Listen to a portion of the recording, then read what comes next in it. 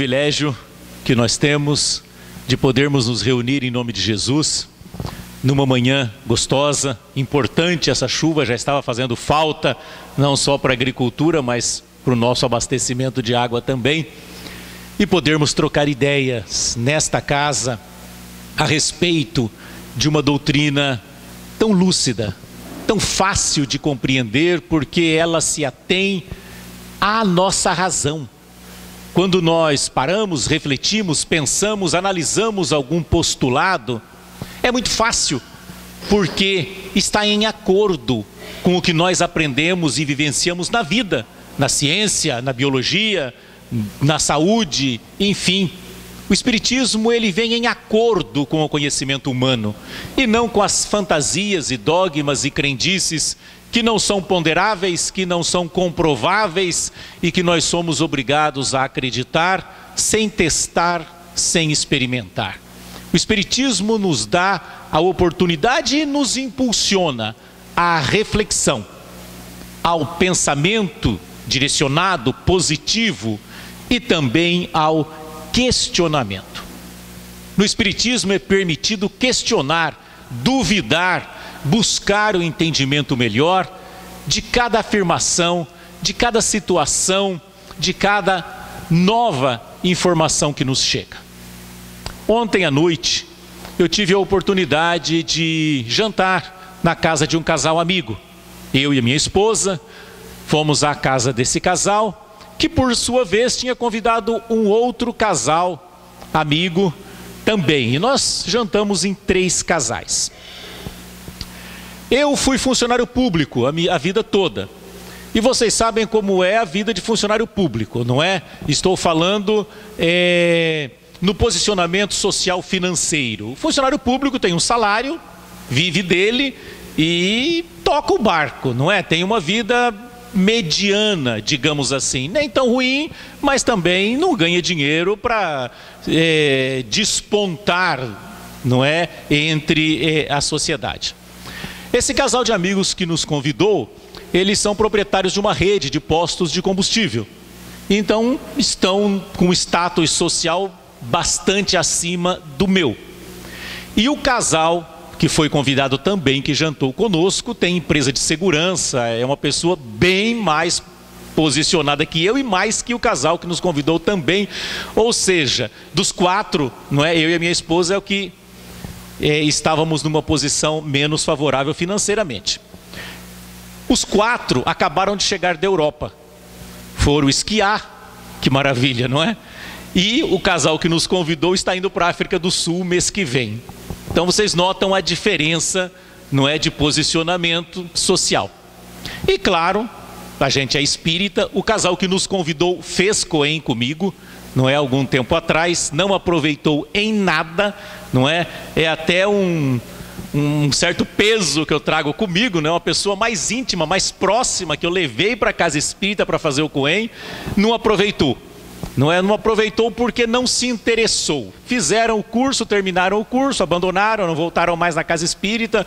A gente está junto semanalmente, sempre tocando no mesmo assunto, e é chover no molhado, a coisa não caminha. O outro casal não teve contato com a doutrina espírita ainda, não sabe nada, não é? E é claro que o assunto espiritismo, onde eu estou, acaba vindo à tona em função do próprio envolvimento que a gente tem com a doutrina espírita. O tempo que a gente estudou, a gente está sempre viajando, fazendo palestras, fala em Bauru semanalmente, enfim. Então o assunto acaba surgindo, não é?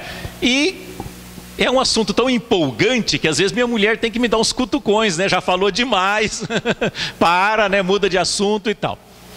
E ontem, conversando, esse outro casal que estava conosco, num dado momento acabou me perguntando: mas você acredita mesmo nisso tudo? Na reencarnação, na continuidade da vida? Eu falei: sim, acredito. Mas você acredita piamente, com convicção? Sim, eu acredito com convicção, eu tenho certeza do que eu estou falando, até pelo montante de experiências e de vivências que eu tenho, não só de estudo doutrinário de conhecimento, mas também de vivência na área da mediunidade e tudo mais. Eu tenho plena convicção. Conversamos um pouco a respeito do assunto e eu disse para ele o seguinte: o que é que você prefere? Vamos supor que tudo que o Espiritismo fala esteja errado. Vamos supor que não existisse reencarnação, que não existisse continuidade da vida, que a gente simplesmente vivesse e a hora que o corpo desaparecesse, a gente desaparecesse também. Vamos supor isso.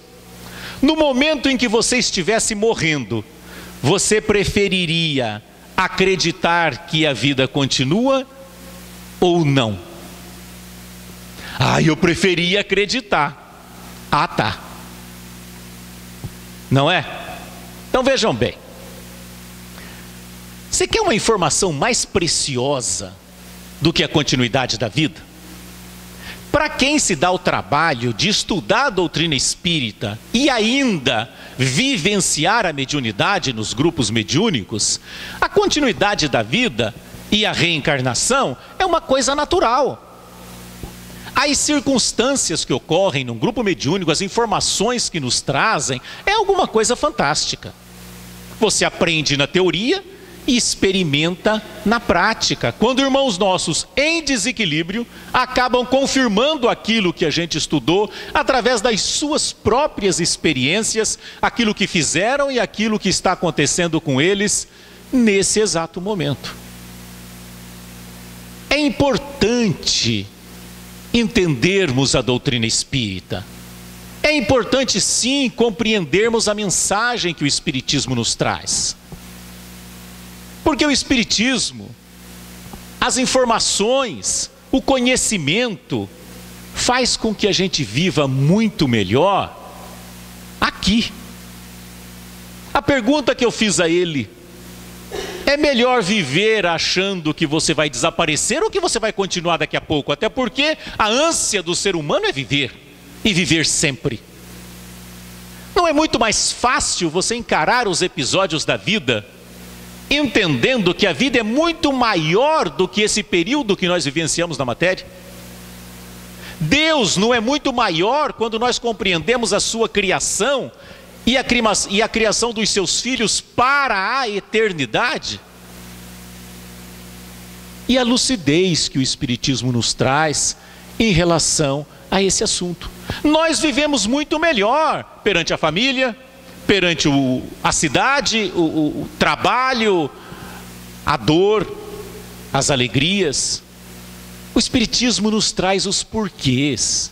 É por isso que Jesus nos disse: vou preparar-vos lugar, e quando tiver ido preparado o lugar, é necessário que eu vá, pois indo vos enviarei outro Consolador, que vai esclarecer todas as coisas.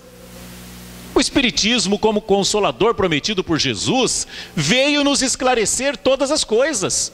De onde viemos, o que estamos fazendo aqui, para onde vamos, por que adoecemos, por que temos transtornos na vida, por que somos calvos ou temos bastante cabelo, mais inteligentes, menos inteligentes.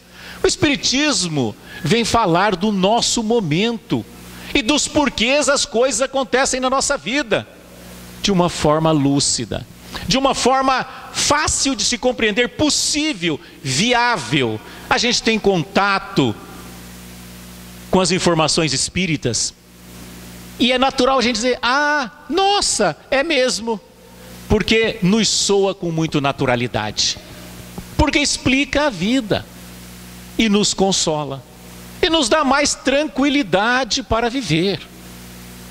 Agora, é como o casal que me convidou. Não adianta você ter contato com a doutrina espírita, ouvir, achar bonito e fechar as portas do seu entendimento para isso.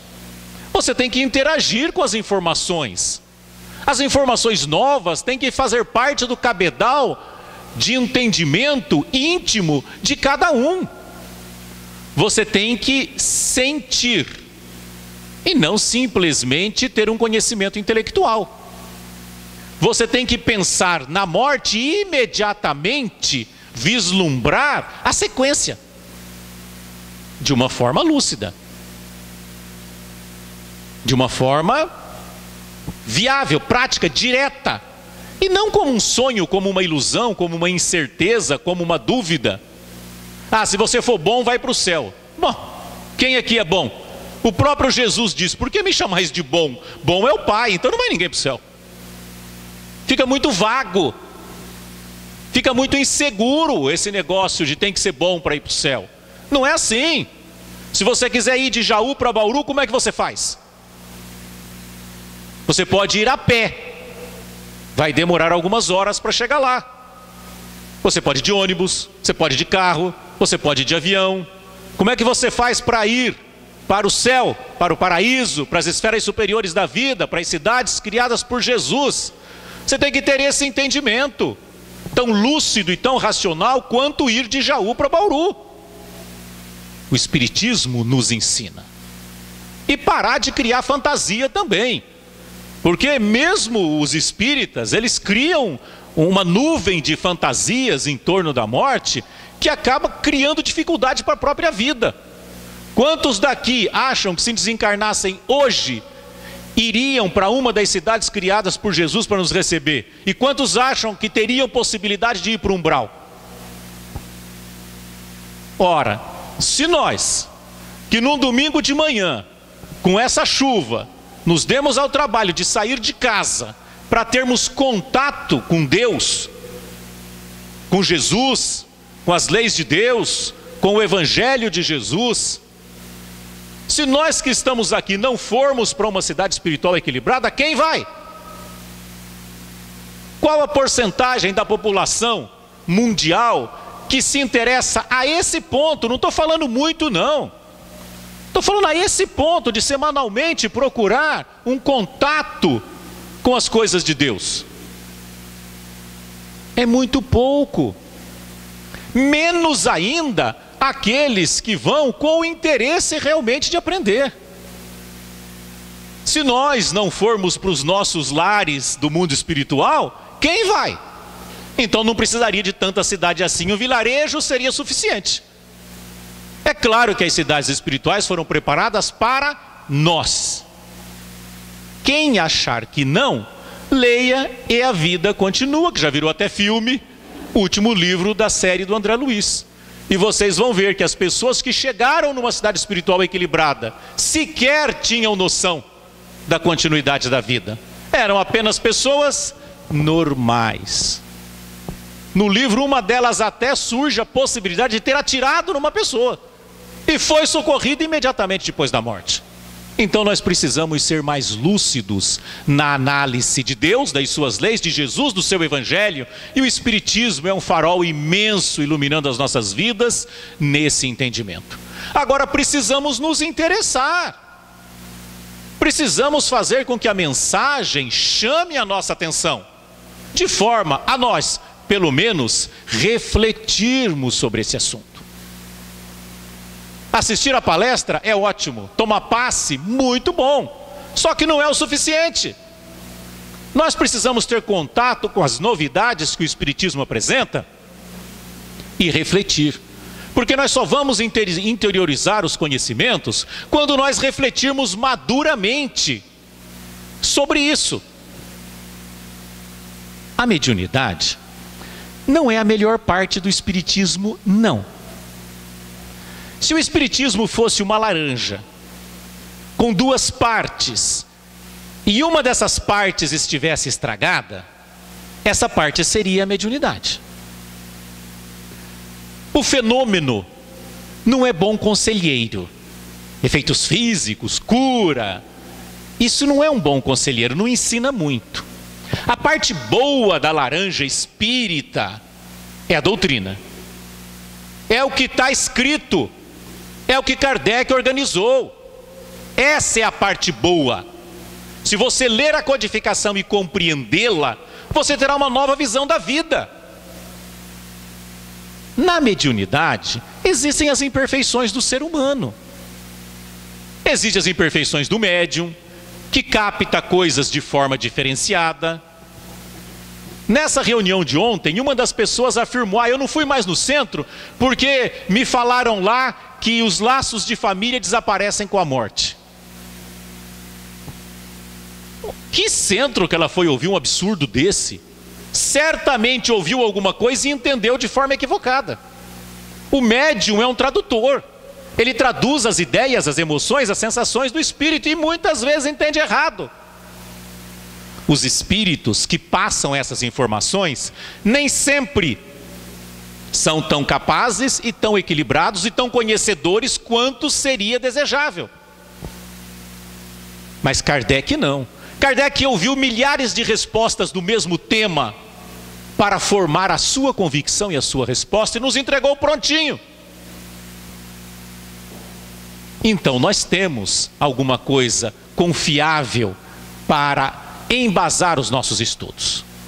Apesar da mediunidade não ser a melhor parte do espiritismo, quando nós compreendemos as imperfeições dos seres humanos, participamos de um curso preparatório, conhecendo desde o início até a educação mediúnica daquele médium, nós temos capacidade de utilizar o grupo mediúnico como uma fonte de recursos confirmatórios para tudo que nós estudamos na teoria. E isso, ao longo do tempo, acaba criando convicções fortes no nosso campo íntimo e nos trazendo a certeza da mensagem, das informações, de tudo aquilo que o Espiritismo nos ensina. Na verdade, nós estudamos a teoria e depois partimos para a prática da nossa vida, da vida das outras pessoas, através dos exemplos e das histórias que nos trazem, muitas vezes compreendendo de forma correta eles o que nós estudamos, e muitas vezes em desequilíbrio, por não aceitarem ou não compreenderem os episódios que lhes aconteceram na vida, vêm revoltados, mas mesmo assim nos trazem a confirmação daquilo que a gente estudou às avessas. Ou seja, ao invés de ter entendido e feito certo, resolveu fazer à sua maneira, tomar decisões à sua maneira, ao seu critério, e estão sofrendo as consequências, nos ensinando da mesma forma aquilo que a gente estuda. Então é fundamental que nós pudéssemos, além de ouvir, prestar atenção e refletir, analisar, experimentar, buscar uma convicção maior, para nós vivermos melhor hoje. A nossa vida pode até não mudar nada exteriormente, mas nós viveremos muito melhor, porque nós compreendemos intimamente, ou nós encontramos causas para os episódios da nossa vida. E quando a gente pelo menos tem uma ideia do porquê aquilo está acontecendo, a gente tem condições de interagir de uma forma mais tranquila, de uma forma muito mais fácil, e acabamos vivendo melhor. E aí sim o Espiritismo se torna o consolador prometido por Jesus, porque consola as nossas vidas, porque nos dá tranquilidade perante a vida, perante as suas ocorrências, perante as dificuldades, perante as alegrias e as coisas que nos acontecem diariamente. Se nós queremos viver melhor agora, e se nós queremos uma vida melhor no futuro, se faz necessário sim analisar o Evangelho de Jesus, refletir sobre ele. A gente tem tantos momentos da vida que a gente pode refletir. Não estamos falando em virar carola e passar o resto da vida só pensando em religião. Mas no nosso dia, quantos momentos nós temos que nós podemos refletir sobre aquilo que nós ouvimos, que nós lemos? Às vezes até nas tarefas diárias do dia, quando não exige a reflexão. Enfim, que a gente possa realmente pensar sobre isso e perceber o grande benefício que a compreensão das leis de Deus, do Evangelho de Jesus, trará para as nossas vidas. Jesus não poupou esforços. Nós lemos na Bíblia ele afirmando que antes que a terra fosse, eu era. É uma frase importante. Antes que a terra fosse, eu era. Se ele tem essa convicção, é porque ele percebe que antes da terra desgrudar-se do sol e formar um planeta independente, ele já era um espírito puro e perfeito. Porque ele tem a lembrança disso. Ele sabe que antes da terra existir, ele já existia. Certamente, ao se formar esse planeta, e Deus quando a gente diz Deus, na grande maioria das vezes, nós estamos falando de forma figurativa. Os espíritos já se deram ao trabalho de nos informar que para cada espaço do planeta Terra, para cada cidade, para cada espaço, existem espíritos encarregados de cuidar, de orientar, de interagir ali para que aquilo caminhe da melhor forma possível. E é claro que não é Deus que determina a cada um. O universo é muito grande e certamente também para cada local no espaço ou para cada grupo de espaços existem espíritos encarregados da orientação. E a vida vai numa crescente hierárquica, por assim dizer, para que a gente possa compreender, daquele que sabe mais ou daquele grupo que sabe mais orienta aquele grupo que sabe menos. Então talvez não seja Deus em pessoa que tenha chamado Jesus e dito: meu filho, você vai cuidar do planeta Terra. Mas com certeza, esse grupo orientador desse espaço em que o planeta Terra se encontra, ou de repente, talvez, quem sabe, o próprio Deus. O que importa é que Jesus recebeu a incumbência daqueles que estão acima dele, porque só Deus é o maior. Depois dele, de nós, quem está antes de nós, e mesmo na perfeição, existe um crescimento e um entendimento cada vez maior. Quando a Terra ofereceu condições de vida, Jesus já estava aqui organizando o nosso planeta. E quando o princípio inteligente foi criado por Deus, é a pergunta mais óbvia, e eu tive que ouvir essa pergunta de novo ontem à noite, mas a população da Terra aumenta, de onde que vem tanto espírito? Como se fosse uma dificuldade muito grande, não é? Ora, quando a Terra criou condições de vida, Deus criou o número determinado de espíritos que a Terra suportaria para proporcionar o nosso progresso. Os espíritos não estão todos aqui. 1/3 está aqui, 2/3 está lá, mais ou menos na atualidade. Então não tem uma fábrica de espíritos. Nós fomos criados em grupo, aquele grupo que a Terra suporta para o nosso progresso. E estamos aqui, encarnação pós encarnação, aprendendo. Jesus, desde que a Terra era uma bola de fogo até hoje, e com certeza até que a Terra desapareça do universo um dia, estará conosco, acompanhando, comandando, orientando o nosso desenvolvimento, acompanhando a cada um de nós. Descobriram agora no deserto do Saara um cemitério com corpos de 13.000 anos. Estão pesquisando. Então vejam que Jesus acompanha o nosso desenvolvimento, conhece-nos um a um, sabe as nossas deficiências e aquilo que precisamos para o nosso progresso. Cuida que o nosso planeta ofereça condições de reencarnação para cada um de nós. O Brasil, a Inglaterra, os Emirados Árabes, a floresta amazônica, nós temos tribos ainda que não tiveram contato com a civilização. Hoje, a Terra oferece um local reencarnatório ideal para cada um de nós, dependendo das nossas próprias necessidades. Jesus comanda tudo isso e se deu ao trabalho de vir aqui.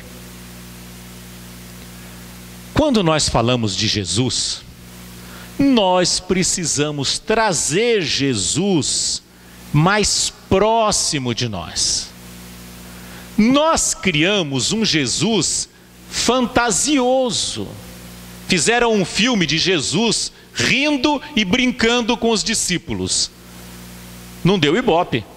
Não é esse Jesus que a gente está acostumado a ver. Nós estamos acostumados a ver um santo intocável, sério, não é? Que só fala de coisas importantes da vida E um mito. Dificilmente nós vemos Jesus como um igual. Se falar que Jesus casou e teve filhos, então estarrece a humanidade. Claro que ele não casou e não teve filhos, senão estaria registrado pelos evangelistas, pela história, e não está. Logo, ele não teve família. E se tivesse tido, mudaria o quê? Mas nós não temos o costume de ver Jesus como um homem. Nós vemos Jesus como um Deus. E nós estamos equivocados. Por isso temos tanta dificuldade em prestar atenção no Evangelho de Jesus. Jesus é um irmão, exatamente igual a nós, só que sabe mais. Foi criado primeiro, tornou-se puro e perfeito antes, sabe mais que nós. Mas ele esteve aqui usando um corpo físico. Nós criamos uma fantasia tão grande sobre a presença de Jesus em nosso meio, que nós chegamos a acreditar, e a grande maioria dos cristãos acredita, que Jesus veio aqui morrer na cruz para perdoar os nossos pecados. Tem contrassenso maior que esse? Imagine um planeta de pecadores, não é? E Jesus, um Deus, acho que eu vou nascer lá, eles me matam, daí eu perdoo o pecado deles. Mas não seria o contrário? Ora, o homem veio aqui pessoalmente, nós matamos ele, seria para ter mais pecado e não menos. Mas é que o povo hebreu tinha um costume mais absurdo ainda. Eles pegavam um carneirinho, trazia aqui para frente do centro espírita, punha o carneirinho aqui, não é? E aí o dirigente confessava o pecado do povo, impondo as mãos no carneirinho. Ó Deus, aqui é todo mundo pecador, viu? Vamos passar o pecado de todo mundo para o carneirinho aqui. Passou? Passou. Leve ele para o deserto, se ele morrer lá, os pecados vão juntos, está resolvido o problema, vamos tudo para o céu. Vocês já ouviram a frase, Jesus, o Cordeiro de Deus que tira o pecado do mundo, não ouviram? É exatamente isso. Nós estamos derramando nossos pecados em cima de Jesus, ele morreu na cruz, perdoou os pecados passados, presentes e futuros, está resolvido. É um contrassenso. Jesus não nasceu aqui para morrer. Jesus nasceu aqui para viver. Ele não veio morrer para perdoar pecado. Ele veio ensinar como não ter pecado. Jesus é o Salvador da humanidade. Mas não porque ele perdoa os nossos pecados e nós estamos salvos. Ele é o Salvador da humanidade porque ele nos ensina a não errar mais e não ter mais consequência de nossos erros. E vivermos em paz e vivermos felizes. Moisés disse tudo o que a gente não deveria fazer. Não matarás, não furtarás, não adulterarás, não dirás falso testemunho e daí por diante. Jesus veio dizer tudo o que a gente deveria fazer. Sermão da Montanha. O Espiritismo vem dizer por que os nãos e por que os sims, para dar sentido aos ensinamentos. Nós estamos com tudo às nossas mãos. Só depende de nós interagir com essas informações e vivermos melhor. Jesus tem que estar próximo de nós, mais humano do que Deus, para que a gente possa valorizar os seus ensinamentos. Jesus não é um mito, é um fato. Ele veio e nos ensinou. Ele veio e amou. Nós gostamos muito de estarmos encarnados, não é? É bom estar aqui. Nós gostamos tanto que nós achamos que somos o corpo que nós usamos. A grande maioria de nós acha que é o corpo que usa. Nós dizemos assim, eu, não é? A gente olha no espelho e fala, nossa, minha calvície aumentou. Ou meu nariz está não sei o quê, ou... É essa noção que nós temos, mas nós estamos equivocados. Vocês estão achando que estão vendo o Moisés e ouvindo o Moisés aqui na frente. Vocês estão equivocados, vocês não estão me vendo. Vocês estão vendo e ouvindo o corpo que eu uso nessa encarnação. Eu, espírito, inteligência, eu que penso, eu transmito o impulso para esse corpo que reage e fala para vocês. Essa calvície não é minha, é desse corpo que me deram nessa encarnação. Ele veio com defeito, mas eu não tenho culpa, é o que tinha para hoje, entendeu? Me deram esse corpo, eu estou usando, não é? Eu tenho uma vasta cabeleira ruiva, claro, que não aparece nesse corpo, porque, mas eu não sou ele, não é? Nós não somos o corpo que nós usamos. Então não se preocupe se você se acha feio, bonito, torto, não sei o quê. É um corpo que te deram. De repente nós estamos numa condição financeira boa e adquirimos um carro de luxo. E de repente nós temos um revés financeiro e temos que usar um carro nem tão bom. Mas nem por isso nós mudamos, nós somos nós mesmos, dentro de qualquer carro. De repente você não gosta muito do carro que te deram nessa encarnação, mas tudo bem, na próxima você pega um melhor. Está resolvido o problema. Então, quando nós formos tomar banho, por exemplo, a gente não deve pensar mais, eu vou tomar banho. Não é? Eu vou dar banho no meu corpo. Você não lava o seu carro? Você vai lavar o seu carro físico, e não você vai tomar banho. Nós adoramos estar aqui, o corpo físico, eu e tal. Agora, para um espírito puro e perfeito, para Jesus estar aqui e utilizar um corpo físico, é penoso. É pesado, limita até os pensamentos, inibe as potencialidades de um espírito mais evoluído. Nós vamos no mercado, não é?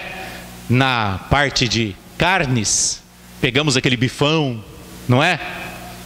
Enquanto colocamos na grelha ali, aquilo fica muito bom, um domingo chuvoso assim. E nós vemos o que ali? Alimento, não é assim? A gente pega a carne e olha e vê alimento, isso aqui é de comer, não é? Jesus pega aquela mesma carne e pensa assim, nossa, isso aqui é um pedaço de um corpo físico de um irmão menos evoluído. Nós nos alimentamos dos nossos irmãos que estão atrás de nós. Não adianta comer alfacinha, porque a gente estagia no reino vegetal também. Não tem jeito, de qualquer maneira a gente sobrevive, o nosso corpo sobrevive de se alimentar dos restos dos outros. Para um espírito mais evoluído é penoso esse tipo de coisa. Perceber o próprio corpo físico e o seu funcionamento não é muito agradável. A gente até nem pensa muito nisso, não é? Mas é complicado para um espírito que está consciente daquilo que está fazendo. E Jesus, que vive nas esferas superiores, é feliz. Essa história de Jesus chorando por aqueles que conheceram os seus ensinamentos e não praticam, é um contrassenso também, gente. É um absurdo e falta de reflexão do ser humano. Nós precisamos refletir mais naquilo que nós ouvimos e parar de aceitar a besteira que se fala por aí. Nasceu o seu netinho, 9 meses, aquela coisinha mais linda do mundo, você ama de coração, não é assim? E ele está engatinhando pela casa. Um belo momento, ele agarra no sofá, fica de pé, vira para você, dá um passinho e cai. Qual a sensação que você tem? Alegria. Ele vai andar, deu um passinho, chama todo mundo, tira fotografia, mostra para os vizinhos. Mas ele caiu. Mas é óbvio que ele vai cair. Ele nunca andou.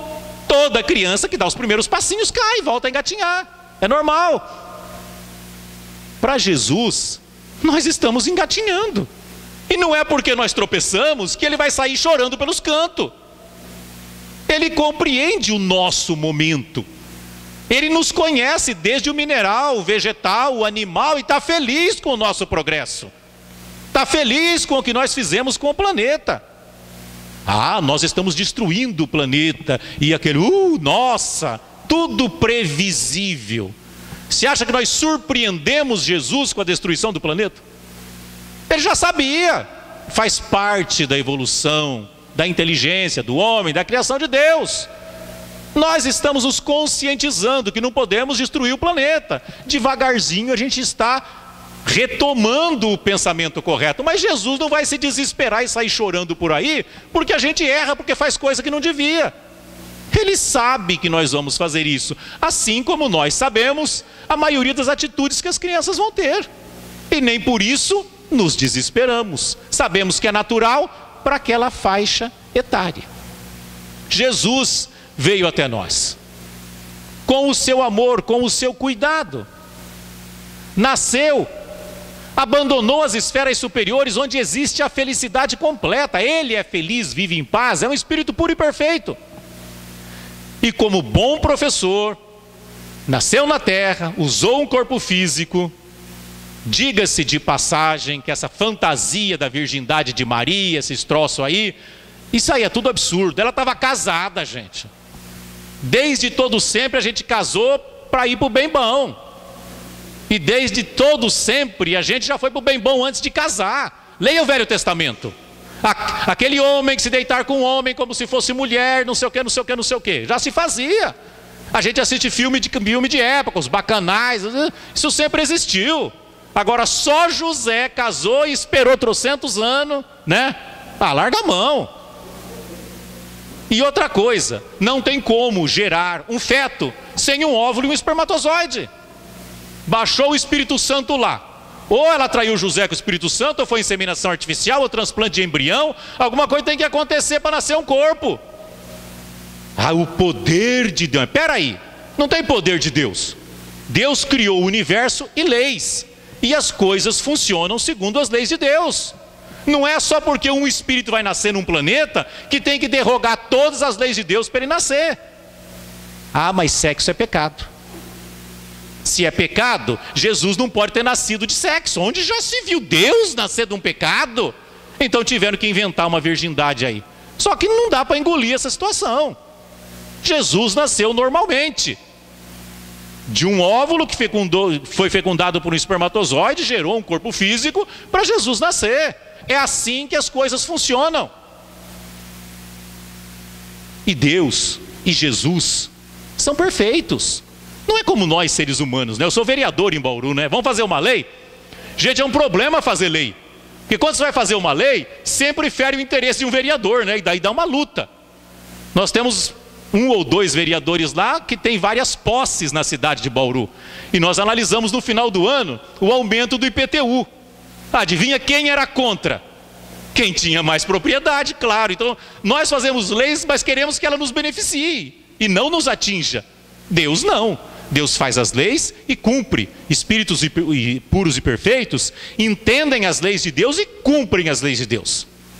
Não é como nós, ainda seres imperfeitos. Então, para Jesus nascer, nasceu normalmente. O corpo que ele usou nasceu normalmente, como todos os corpos aqui na terra. Viveu entre nós, fazendo o bem. Curou, orientou, amparou, atendia a todos nós, com amor, com respeito, com atenção. Ele tinha o poder de comandar o mar, o vento. É uma capacidade fantástica. E utilizou isso para o bem da humanidade. Jesus veio aqui ensinar o que nós temos que fazer. Mas enquanto ensinava, ele curava um, ressuscitava o outro, amparava o outro, curava uma cegueira, uma lesão, enfim. Porque ele nos ama. Ele é o irmão que nos ama e ama muito. Só fez o bem. Só mostrou e demonstrou o amor. Viveu entre nós, intimamente relacionando com aqueles que mais precisavam. Poderia estar nos palácios, mas estava nos lugares mais difíceis. Na praia, nas pequenas casas, no campo, em meio à multidão. Ensinando e exemplificando aquilo que ele ensinava. Mas nós não estávamos satisfeitos. O prendemos, o julgamos, espancamos, martirizamos, escarnecemos, fizemos ele transportar uma cruz que o corpo físico dele não suportava o peso, tanto que tiveram que ajudar. Um ser que só veio fazer o bem, que cuida de nós há tantos milênios, veio aqui nos ensinar e nós crucificamos o homem. E ele estava lá, pregado na cruz, devia estar doendo bastante, não é? Imagina o peso de um corpo suportado pelas mãos, num cravo, num ferro, um prego, pregado numa madeira. Ele que só deu amor, estava lá crucificado, entre dois ladrões, e o pessoal tirando sarro dele. Ele lá na cruz, sentindo dor, e o povo, mas não é você que ressuscitava os caras? Você salvou os outros, não consegue salvar você mesmo? Desce daí então, você não é o Cristo. Desce da cruz, mostra o que você pode. O pessoal escarnecia de Jesus na cruz. Ele pediu água, lhe deram vinagre. E ele ali, olhando aquela multidão enlouquecida, alguns amigos, sua mãe estava ali. Ele olha aquele povo, olha para o céu e diz: Pai, perdoa-os, pois não sabem o que fazem. Já imaginaram isso? O amor em pessoa sendo crucificado, todo mundo tirando sarro dele, gritando, esbravejando, muitos felizes, eliminamos um problema, e ele sempre diz: Pai, perdoa-os, pois não sabem o que fazem. Não sabíamos o que fazíamos realmente. Nós crucificamos o nosso protetor, o nosso professor, aquele que cuida de nós há tanto tempo. Mas a sua mensagem ficou gravada firmemente nos corações que tiveram contatos com ele. Divulgou-se, melhorou-se, religiões surgiram, informações nos foram trazidas do alto para compreendermos cada vez melhor o Evangelho de Jesus. Estamos há 2014 anos desse episódio e com certeza Jesus continua dizendo: Pai, perdoa-os, pois não sabem o que fazem. Está na hora, meus irmãos, se nós queremos realmente sermos felizes, prestarmos mais atenção no que nós fazemos, porque nós estamos plantando sementes para o nosso futuro, e nós precisamos tirar da nossa cabeça que alguém vai trazer para nós o resultado daquilo que nós fizemos. Não é assim que funciona. A reação das nossas ações, elas são mecânicas, não depende de ninguém, é o resultado das leis de Deus interagindo com cada um de nós. É fatal e mecânico. Falei para vocês dos grupos mediúnicos. É importante participar, é bom, é gostoso, é compensador, mas fundamentalmente nos traz informações preciosas sobre aquilo que nós estamos fazendo e aquilo que nós vamos colher como consequências, para que a gente comece a compreender, a saber o que está fazendo na terra. A decisão de um segundo reflete séculos de reencarnações nas nossas vidas. Nós lemos isso na literatura, mas é no grupo mediúnico que nós sentimos a emoção do espírito que sofre, daquele que sabe que sofre e daquele que nem sabe que sofre ainda.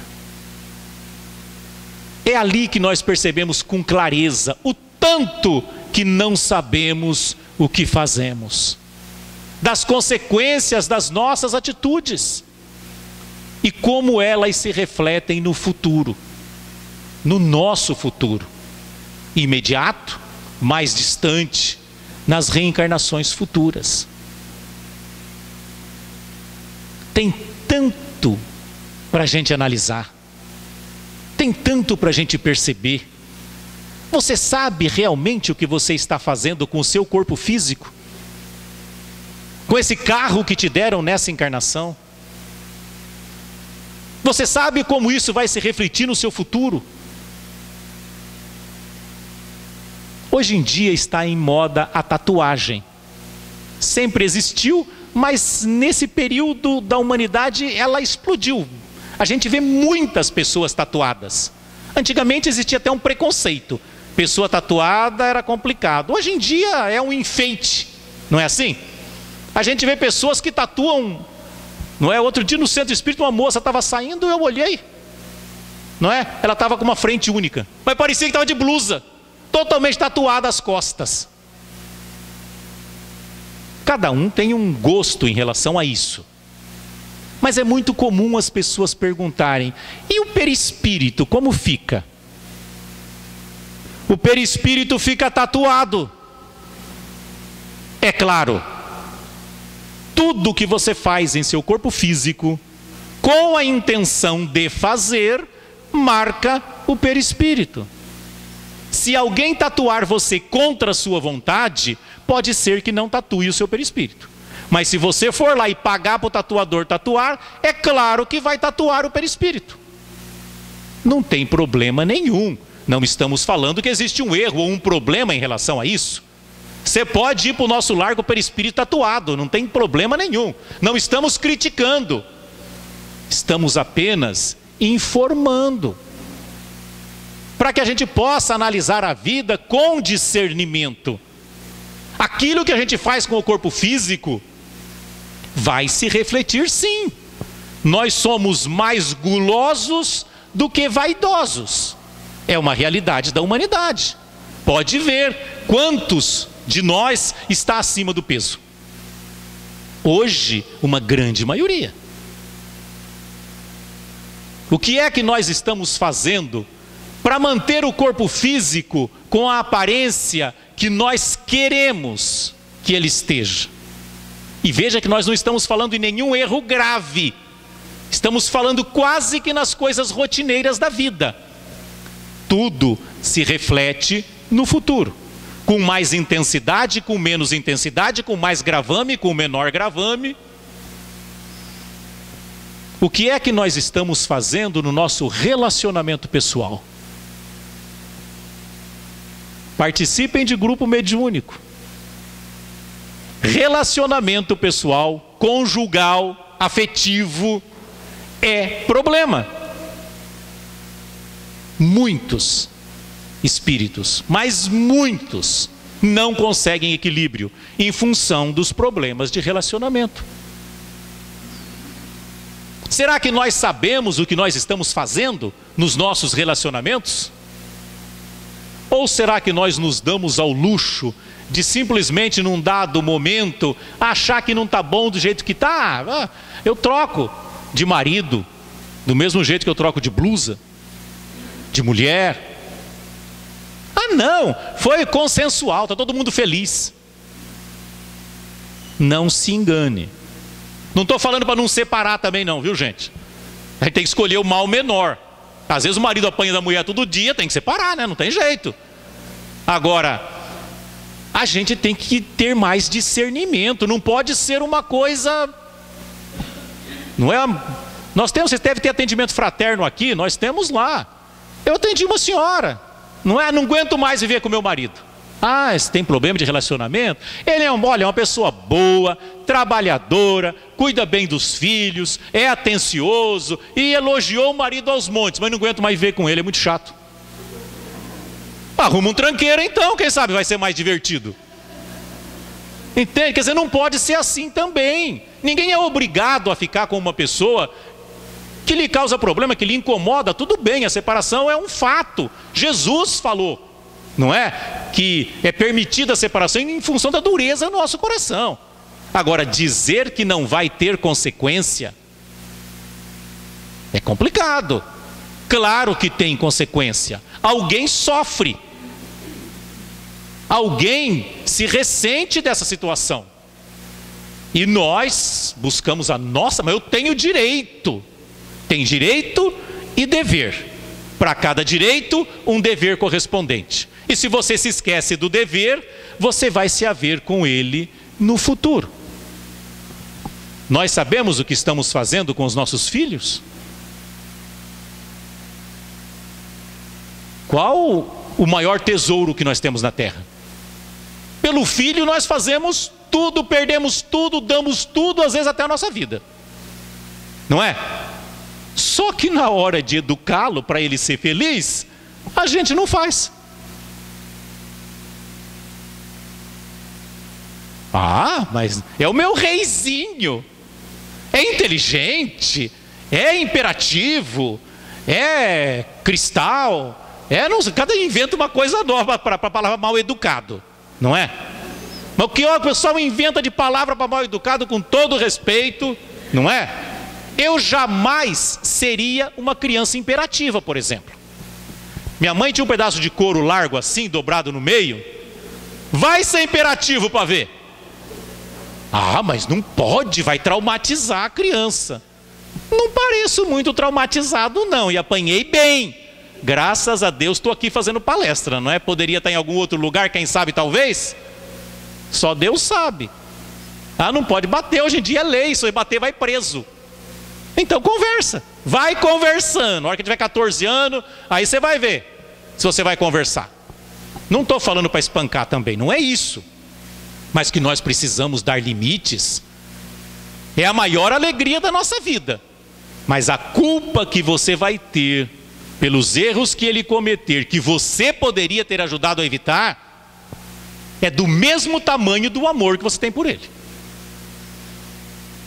Muitas vezes não estamos sabendo, mais uma vez, o que nós estamos fazendo. No trânsito,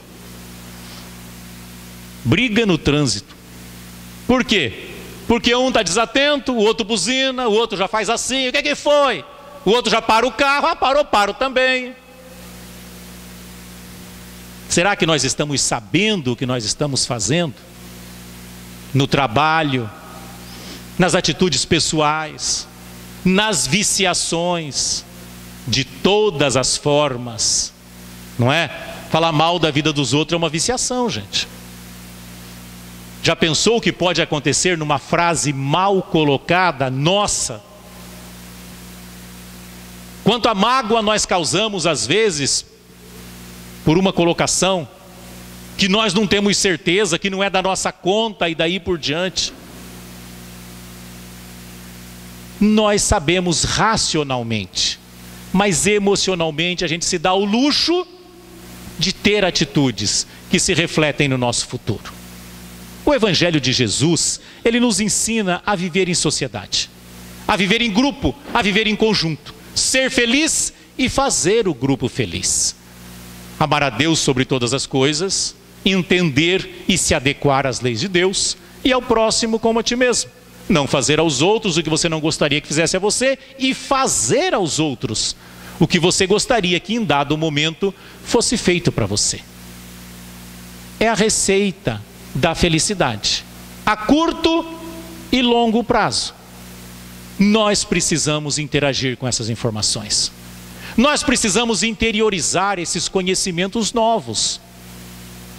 Não como uma força que nos obriga, mas como um interesse que nos atrai. Que nos atrai para aquilo que é bom, para aquilo que vai nos fazer bem, para aquilo que vai nos fazer feliz.